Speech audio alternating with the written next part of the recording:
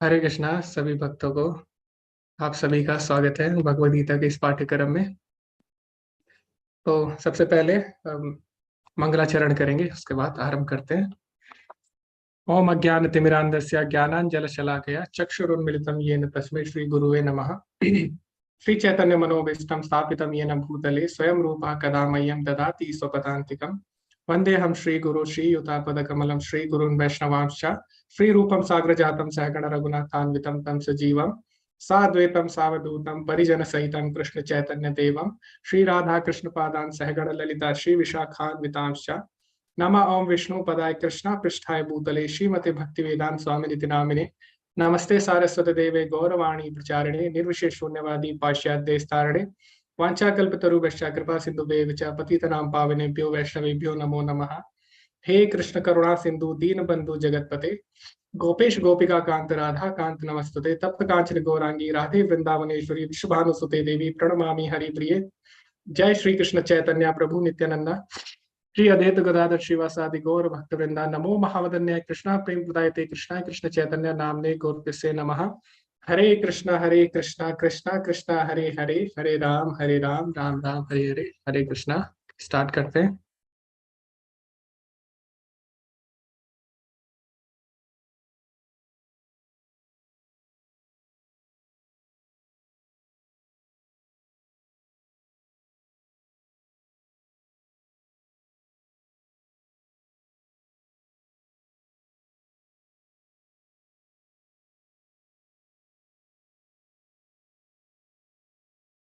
हरे कृष्णा। तो आज हम भगवत गीता अध्याय 2 का 7वां श्लोक पढ़ेंगे।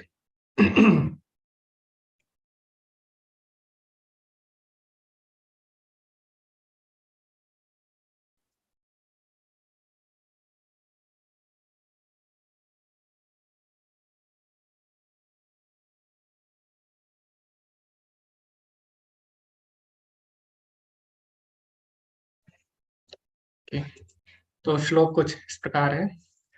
कार्पण्य दोषोपहत स्वभाव पृच्छामि त्वां धर्म सम्मूढ़ चेता यश्रेयस्यात् निश्चितं ब्रूहि तन्मे शिष्यस्तेऽहं साधिमां त्वां प्रपन्नम। तो अर्जुन यहाँ पे बोल रहे हैं भगवान श्री कृष्ण को, अब मैं अपनी कृपण दुर्बलता के कारण अपना कर्तव्य भूल गया हूँ और सारा धैर्य खो चुका हूँ। ऐसी अवस्था में मैं आपसे पूछ रहा हूँ कि मेरे लिए जो श्रेयस्कर हो उसे आप निश्चित रूप से बताएं। अब मैं आपका शिष्य हूँ और आपके शरणागत हूँ, कृपया मुझे उपदेश दें। तो ये जो श्लोक है दूसरे अध्याय का 7वां श्लोक, ये भगवत गीता का बहुत ही महत्वपूर्ण श्लोक है और इसको हम भगवत गीता का टर्निंग पॉइंट बोल सकते हैं, क्योंकि यहाँ पे भगवत गीता का जो अर्थ है वो यहाँ से बिल्कुल ही बदल चुका है। अभी तक हम देखते हैं कि युद्ध की बातें चल रही थी, अर्जुन युद्ध करने से मना कर रहे थे, लेकिन अभी यहाँ से भगवत गीता का जो अर्थ है बिल्कुल ही बदलने वाला है। तो कई लोगों को लगता है कि भगवत गीता सिखाती है हमें युद्ध करना, है ना। कई लोग ऐसा बोलते हैं कि भगवत गीता युद्ध के लिए प्रेरित करती है, लेकिन ऐसा नहीं है। यहाँ पे हम देख सकते हैं इस श्लोक में अर्जुन भगवान से क्या बोल रहा है। अर्जुन भगवान से ये नहीं बोल रहा कि युद्ध कैसे करना है ना, क्योंकि अर्जुन तो एक महान योद्धा है, उसे सब तकनीक पहले से ही पता है युद्ध की, ठीक है। लेकिन यहाँ पे अर्जुन ये नहीं पूछ रहा भगवान से कि युद्ध कैसे करना है। यहाँ पे अर्जुन भगवान से पूछ रहा है कि जीवन में सही निर्णय कैसे लेना है ना।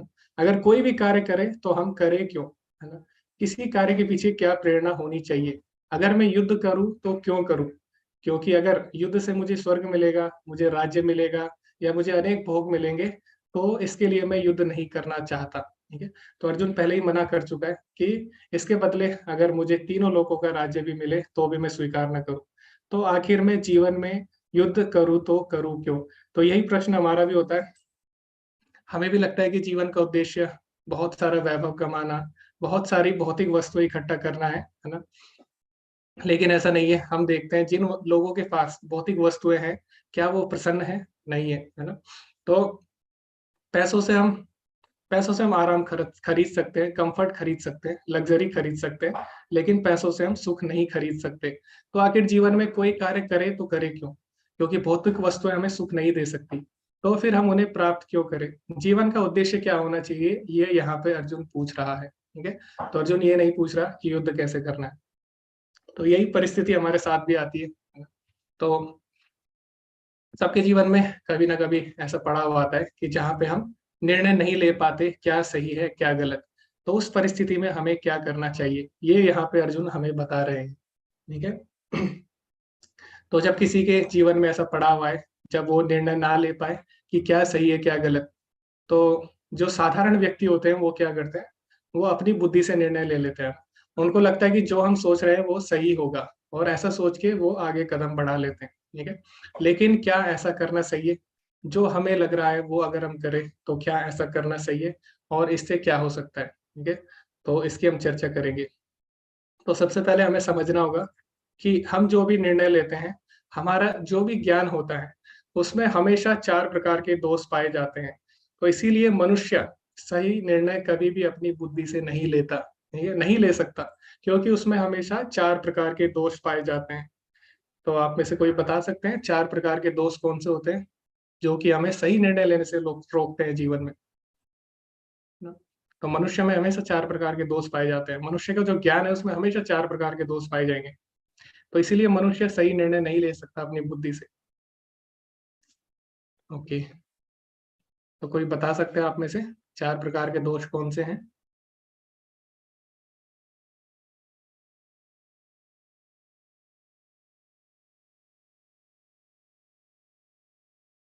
जी हरे कृष्णा। शिवी माता जी, हरे कृष्णा। हरे कृष्ण प्रभु जी, दंडवत प्रणाम जी प्रभु जी जी। जी, दंडवत प्रणाम माता जी। प्रभु जी, एक तो मोह है और एक है इंद्रियों का अपूर्ण होना, मतलब हमारी इंद्रियां जो है अपूर्ण होती हैं, वो उनसे सब कुछ जाना नहीं जा सकता। ओके। प्रभु जी अभी 2 ही पर याद है मुझे। जी जी। तो हमारी इंद्रियां मोहित हो जाती है, और हमारी इंद्रियां अपूर्ण है। ओके। जी हरे कृष्णा, श्री हरि प्रिया माता जी। हरे कृष्णा प्रभु जी, दंडवत प्रणाम। जी दंडवत प्रणाम माता जी। हम लोग भ्रम में चले जाते हैं और हमें धोखा देने की प्रवृत्ति होती है, जी जी जी माता जी, धन्यवाद। और ओके। अपूर्ण इंद्रियां, और जो हम गलतियां करते हैं, जो प्रवृत्ति गलती करने की भी होती है, ये 4 मनुष्यों में होते हैं। जी जी जी माता जी, धन्यवाद। तो हरे माता जी ने बिल्कुल सही उत्तर दिया। तो 4 चीजें हैं जिनसे हम सही निर्णय कभी भी नहीं ले सकते। जो मनुष्य का ज्ञान है, वो हमेशा उसमें 4 तरह की त्रुटियां रहेंगी शास्त्रों के अनुसार। तो सबसे पहली त्रुटि क्या है? गलतियां करना। हो सकता है आप सही प्रयास कर रहे हो, लेकिन कभी कभी क्या होता है, कभी कभी गलतियां भी हो जाती हैं। और ऐसा हुआ है विज्ञान में बहुत बार कि हम, जैसे कि हम पढ़ते हैं, ठीक है, एटम के बारे में हम पढ़ते हैं ना। तो पहले हमें कोई और मॉडल पढ़ाया जाता है, ठीक है। कुछ टाइम बाद हमें बताया जाता है कि पहले वाला मॉडल गलत था, अभी नया मॉडल है ना। कुछ समय बाद जब हम और बड़े होते हैं, फिर हमें दूसरा मॉडल पढ़ाया जाता है ना। तो पहले टॉमसन का मॉडल, फिर रदरफोर्ड का मॉडल, ठीक है। तो इस प्रकार चेंज होते रहते हैं। तो मनुष्य का ज्ञान जो होता है उसमें हमेशा त्रुटि होने के आसार रहते हैं, ठीक है। तो इस कारण मनुष्य का ज्ञान अपूर्ण है। दूसरा जो कारण है वो क्या है? दूसरा कारण है हमारी इंद्रियां। हमारी इंद्रियां अपूर्ण है ना। तो आप देख सकते हैं हमारे देखने की भी एक सीमा होती है। एक सीमा से ज्यादा हम नहीं देख सकते, और एक सीमा से कम हम नहीं देख सकते चीजों को। जैसे हम देखें, अभी हम कीटाणु नहीं देख सकते हैं ना अपने हाथ में। तो उसके लिए हमें क्या करना पड़ता है? उसके लिए हमें माइक्रोस्कोप चाहिए। इसी प्रकार जो दूर की वस्तुएं हैं उनको देखना है तो टेलीस्कोप चाहिए, ठीक है। तो मनुष्य की जो भी इंद्रिया है, जैसे सुनने की अगर हम बात करें, तो सुनने की भी एक फ्रीक्वेंसी होती है, आवृत्ति होती है। उससे ज्यादा या कम हम नहीं सुन सकते, है ना। बोलने की भी हमारी एक लिमिट होती है। तो हमारी हर चीज की, जितनी भी हमारी इंद्रियां हैं, उनकी एक सीमा है। तो सीमित चीज से हम असीमित ज्ञान नहीं ले सकते, ठीक है। और जो संसार में ज्ञान है वो असीमित है। तो इसीलिए दूसरा जो कारण है जिसके कारण हमारा ज्ञान अपूर्ण रहता है, वो है हमारी सीमित इंद्रियां। तीसरा जो दोष है हमारे ज्ञान में पाया जाता है, वो है धोखा खाने की प्रवृत्ति। तो हम मोहित हो जाते हैं, हमारी इंद्रियां धोखा खा सकती है। आपने देखा होगा कभी कभी रेगिस्तान में होता है। तो रेगिस्तान में कभी कभी जब बालू, रेत गर्म होती है, तो उससे भाप निकलता है ना। जो हवा में पानी होता है वो इवेपोरेट होता है। तो वहां पे हमें ऐसा लगता है कि शायद नीचे पानी है, और उसको मृत तृष्णा या मिराज भी बोला जाता है। तो वहां पे क्या होता है, हमारी इंद्रियां धोखा खा लेती है ना। और आप देख सकते हैं, जैसे अभी अगर आप सूरज को देखें, अभी तो नहीं है, अभी रात हो रही है। तो अगर आप दिन में सूरज को देखें तो आपको लगेगा कि सूरज बहुत छोटा है ना। अगर कोई आपसे पूछे कि सूरज कितना है, तो आप ऐसे उंगली से बता सकते हो 1 इंच 2 इंच, लेकिन क्या वास्तव में सूर्य इतना है? नहीं, सूर्य वास्तव में करोड़ों गुना बड़ा है पृथ्वी से, है ना। तो इस प्रकार हमारी इंद्रियां क्या होती है, कभी कभी धोखा खा देती है। तो इसीलिए हम पूर्ण ज्ञान प्राप्त नहीं कर सकते अपनी इंद्रियों द्वारा। चौथा जो कारण है वो है धोखा देने की प्रवृत्ति। तो मनुष्य में हमेशा धोखा देने की प्रवृत्ति रही है। तो हो सकता है आपको सही ज्ञान पता लग जाए, लेकिन फिर भी आप किसी को गलत चीज बता दो, ठीक है। तो ऐसा भी हुआ है ना। तो ये जो चार दोष है हमारे अंदर, ये कभी भी हमें सही निर्णय नहीं लेने देंगे। तो हम जो भी निर्णय लेंगे उसमें हमेशा चार तरह के दोष रहेंगे ही रहेंगे। तो इसीलिए हमें क्या करना चाहिए, हमें पूर्ण ज्ञान पूर्ण वस्तु से ही प्राप्त हो सकता है। और पूर्ण कौन है, हमें पता है, ईशोपनिषद में भगवान को पूर्ण बोला गया है। ओम पूर्णमदा पूर्णमिदं पूर्णात् पूर्णमुदच्यते पूर्णस्य पूर्णमादाय पूर्णमेवावशिष्यते।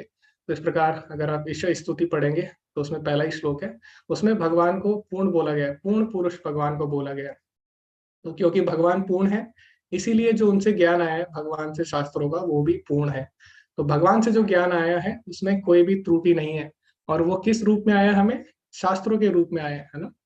तो जीवन में जब भी हमें निर्णय लेना हो, क्या सही है क्या गलत, तो हमारे पास 3 मार्ग बचते हैं। वो कौन से हैं, गुरु साधु और शास्त्र, ठीक है। तो जब भी कंफ्यूजन हो, जब भी हम निर्णय नहीं ले पाए क्या सही है क्या गलत, तो हमें क्या करना चाहिए, गुरु साधु या शास्त्र की शरण में जाना चाहिए। तो जैसे अर्जुन है, अर्जुन के पास तो डायरेक्ट, अर्जुन के सामने प्रत्यक्ष रूप से भगवान है ना। तो अर्जुन भगवान से पूछ के निर्णय ले रहा है अपने जीवन का। लेकिन अभी हमारे सामने तो भगवान नहीं है, तो हम फिर कैसे उनकी शरण में जाएं, कैसे हम भगवान से ज्ञान ले डालें।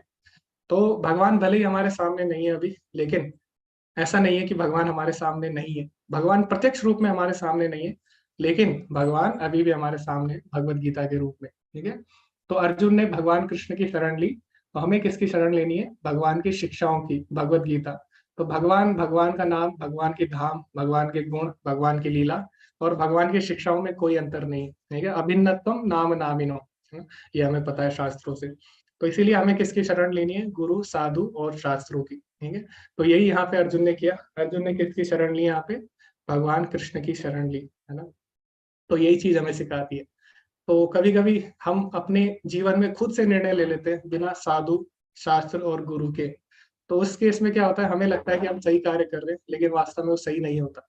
क्योंकि हम जो भी करेंगे हमें हमेशा यही लगेगा, हमारी बुद्धि हमेशा यही सोचेगी कि हम सही कर रहे हैं। तो सही की परिभाषा अलग अलग हो सकती है। आपको लगेगा कि आप जो कर रहे हैं सही है, मुझे लगेगा जो मैं कर रहा हूँ सही है। तो सबको लगता है कि जो हम कर रहे हैं सही है, लेकिन उसके लिए एक फ्रेम होना चाहिए, एक एब्सोल्यूट फ्रेम होना चाहिए, जिससे हम पता लगा सके क्या सही है क्या गलत है। जैसे कि उदाहरण के लिए जो आतंकवादी है, उनको लगता है कि सबको मारना सही है ना? तो उनके लिए सही की परिभाषा अलग है, लेकिन हमारे अनुसार वो गलत है। तो ऐसे ही होता है जीवन में। तो पता कैसे लगेगा कि सही क्या है गलत क्या है, वो हमें गुरु साधु और शास्त्र से ही पता लगता है। तो इसीलिए अर्जुन ने क्या किया, इसीलिए अर्जुन ने यहाँ पे भगवान की शरण ग्रहण की है, ठीक है। तो हमें भी यही करना है, हमें भी भगवान की शरण ग्रहण करनी है। कैसे, गुरु साधु और शास्त्रों के रूप में, ठीक है। तो ये हमें इस श्लोक से सीखने को मिलता है। अभी एक और चीज यहाँ पे हमें सीखने को मिलती है। अर्जुन भगवान से क्या पूछ रहा है, यत श्रेयस स्यात् निश्चितम ब्रूहि तन्मे, कि जो मेरे लिए श्रेयस्कर हो वो आप मुझे बताइए। तो दो चीजें होती है जीवन में, एक होती है श्रेयस, एक होती है प्रेयस। तो प्रेयस क्या होता है, प्रेयस होता है जो हमें अभी सही लग रहा है ना, जो हमें अभी के लिए सही लग रहा है, आगे जाके हमें पता नहीं वो हमारे लिए सही है या गलत है, तो उसको बोला जाता है प्रेयस। तो अधिकतर जो संसार में सुख है वो कौन सा है, वो प्रेयस है ना। हम चाहते हैं कि हमें अभी सुख मिले, तुरंत सुख मिले, और उसके लिए हम कार्य करते हैं। तो जैसे कि कोई इसका उदाहरण दे सकता है प्रेयस का, अभी हमें लगे कि अच्छा है, लेकिन हमें नहीं पता आगे जाके हो सकता है वो हमारे लिए गलत हो, ठीक है। तो ऐसे सुख को बोला जाता है प्रेयस। तो कोई बताना चाहता है इसका उदाहरण प्रेयस के? हरे कृष्णा। बहुत सारे सुख है संसार के, मैक्सिमम जो अधिकतर सुख है वो इसी में आते हैं, प्रेयस में।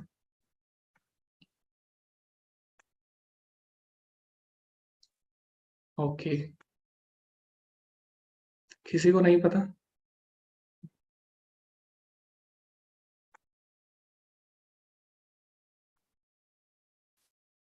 जी हरे कृष्णा। अथीरा एंड आदित्य प्रभु जी। जी अथिरा माता जी, आदित्य प्रभु जी। जी प्रभु हरे जी कृष्ण। टीवी देखना। ओके, टीवी देखना, लेकिन टीवी में क्या देख रहे हैं वो डिपेंड करता है, ठीक है।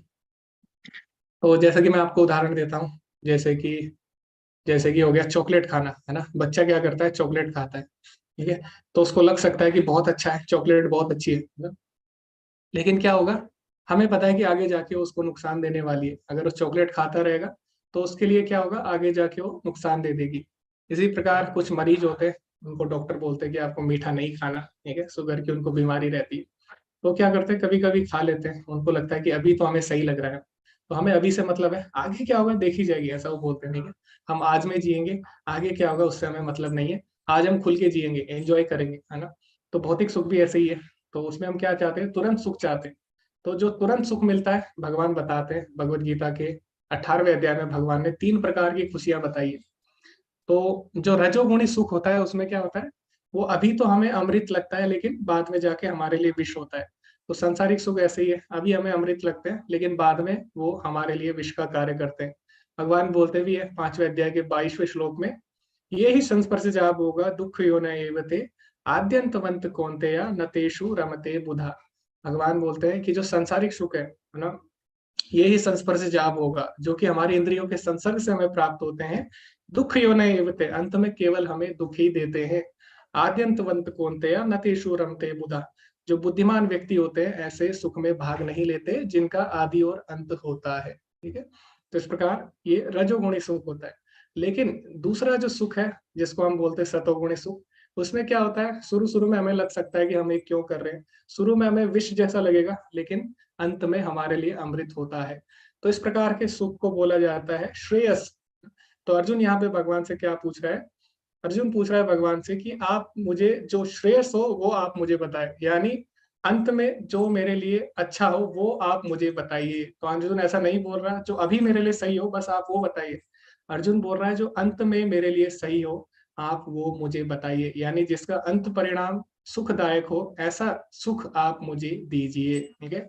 तो अर्जुन बहुत ही समझदार है, भगवान से प्रेयस वस्तु नहीं मांग रहा, भगवान से श्रेयस वस्तु मांग रहा है, ठीक है। तो हमें भी श्रेयस सुख का प्रयत्न करना चाहिए अपने जीवन में। तो कोई उदाहरण दे सकता है श्रेयस सुख के, जो अभी हमें लग रहा है विष जैसा, लेकिन आगे जाके हमारे लिए अमृत जैसा होने वाला है। जी हरे कृष्णा, मित्तल माता जी। हरे कृष्णा। जी मुझे जी लगता है जैसे हमें हम जब आप करने के लिए कहा जाता है, पहले पहले ऐसा लगता है बहुत कठिन है, या क्या फायदा है, पता नहीं क्यों कर रहे हैं, लेकिन आगे जाके हमारी भलाई है इसी इसी में। तो ये एक उदाहरण हो सकता है। जी जी जी माता जी धन्यवाद। तो जैसे कि हम चैंटिंग करते हैं अभी ना, तो शुरू शुरू में हमारा मन नहीं लगता, हमसे बहुत से अपराध होते हैं, ठीक है, और हमारा ध्यान भटकता है। तो होगा, मन का स्वभाव है, जैसे कि अर्जुन भी बोलते हैं चंचलम ही मना कृष्णा। तो लेकिन हमें क्या करना है, हमें प्रयास करते रहना चाहिए। भगवान बोलते हैं 6ठे अध्याय में, ये तो निश्चलति मनस चंचलम स्थिर। जहां भी तुम्हारा चंचल मन दौड़ता है ततस्तु नियमेत आत्मनैव वशम ने, उसको वहां से खींच के दोबारा से उसको एकत्रित करो ना, दोबारा से उसको केंद्रित करो। तो मन का स्वभाव है भटकना, लेकिन हमको केंद्रित करना है, भगवान बोलते हैं। तो इस प्रकार जो सुख होते हैं जिनमें हमें प्रयास करना पड़ता है, शुरू में हमें विष जैसे लगते हैं, उनको बोला जाता है सतोगुणी सुख। इसमें बहुत सारे सुख आते हैं, जैसे कि मान लीजिए एक्सरसाइज करना, है ना। अभी आपको लगेगा हम क्यों कर रहे हैं एक्सरसाइज, क्यों कर रहे हैं, हमें तो बहुत ही आलस आ रहा है। कई लोग सुबह अलार्म भी लगाते हैं उठने के लिए, लेकिन उठ नहीं पाते, वो सोचते हैं आज से हम एक्सरसाइज करेंगे, तो लेकिन उठ नहीं पाते। और कई लोग 2-3 दिन करते हैं, उनको लगता है कि नहीं फर्क नहीं पड़ रहा है ना, तो वो लोग क्या करते हैं, दोबारा सो जाते हैं। तो जो सतोगुणी सुख होता है, हमें याद रखना होगा, शुरू में हमें कड़वा लगेगा, शुरू में हमें विष जैसा लगता है, लेकिन अंत परिणाम उसका हमेशा अच्छा ही होता है। इसी प्रकार जैसे कोई छोटा बच्चा है, बच्चे क्या करते हैं, जिद करते हैं स्कूल नहीं जाने की, तो वो बोलते हैं हम स्कूल नहीं जाएंगे, तो उसके लिए अलग अलग बहाने बनाते हैं, ठीक है। कभी बोलेंगे कि नहीं आज मेरा सिर दर्द है, कभी बोलेंगे आज मेरी साइकिल खराब है ना। तो छोटे बच्चे क्या करते हैं, बहाने बनाते हैं, लेकिन माँ को पता है कि ये बच्चे के लिए सही है, तो इसलिए माँ क्या करती है, किसी तरह बच्चे को स्कूल भेजेगी। तो अभी भले ही उससे पता है कि बच्चे को अच्छा नहीं लग रहा, लेकिन अंत में अगर वो स्कूल जाएगा, पढ़ाई करेगा, तो उसी के लिए अच्छा होगा। ठीक है। तो इस प्रकार जो सुख होता है, जो हमें अभी लगता है कि अभी हमारे लिए सही नहीं है, अभी उसको हमें विष जैसा लगेगा, अंत में हमें अमृत जैसा लगेगा, ऐसे सुख को श्रेयस बोला जाता है। तो अर्जुन यहाँ में भगवान से पूछ रहा है कि जो मेरे लिए श्रेयस्कर हो वो आप मुझे बताइए। ठीक है? तो हमें भी जब कोई कार्य करते हैं तो हमें ये देख के करना है कि जो कार्य हम कर रहे हैं वो हमारे लिए श्रेयस्कर है या नहीं, यानी अंत में वो हमें सुख देगा कि नहीं। ठीक है। तो यही समझ के हमें क्या करना है, गुरु साधु और शास्त्र की शरण में जाना है, तभी हम जीवन में सही निर्णय ले पाएंगे। तो यही इस श्लोक का सार था और इतना ही आज हम अध्ययन करेंगे। ठीक है। तो धन्यवाद सभी का बने रहने के लिए, अंत तक सुनने के लिए। तो सभी का बहुत बहुत धन्यवाद। हरे कृष्णा आयुष प्रभु जी। हरे कृष्णा प्रभु। इसमें हम क्वेश्चन आंसर भी लेते हैं प्रभु जी? नहीं, ओके ओके।